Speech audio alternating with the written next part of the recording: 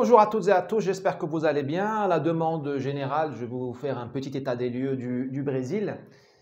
Au Brésil se déroule aujourd'hui sous nos yeux un crime contre l'humanité. Je pèse mes mots, un crime contre l'humanité qui passera inaperçu puisque les journalistes, les élites ont décidé qu'il n'existait pas. La ville de Sao Paulo où je vis depuis une dizaine d'années a changé depuis le début de la pandémie.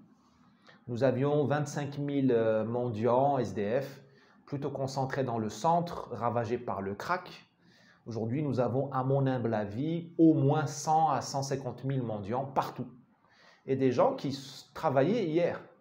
Vous avez deux types de mendiants. Vous avez des gens qui étaient garçons de café, ils étaient maçons, peintres en bâtiment, qui ont tout perdu à cause du confinement, ce crime contre l'humanité. Et s'il n'y a pas d'assurance chômage, ou en tout cas il est minuscule, ben les gens, ils ont tout perdu, ils font la manche. Ça fait mal au cœur de voir un type qui a été digne hier être devenu un mendiant. Vous avez aussi des enfants déscolarisés, puisque le gouvernement local ici de Sao Paulo, dans sa grande sagesse, a fermé les écoles. Or, les enfants des favelas allaient aux écoles pour manger d'abord, pour avoir au moins un repas équilibré, celui de midi en général, voire le petit-déj en plus. Et étudier était un luxe, on va dire, un must.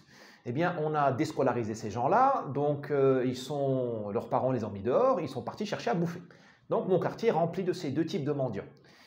Vous avez des élections l'an prochain, 2022, je crois, en novembre.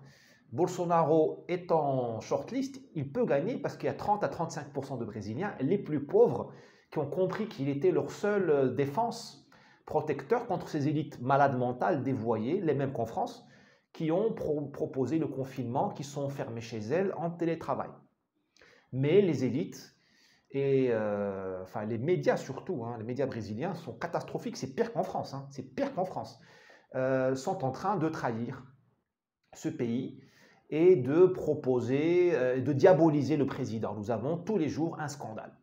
Or, le type, il est propre, on peut le critiquer, mais il n'est pas corrompu. Donc, ce sera shakespearien l'an prochain.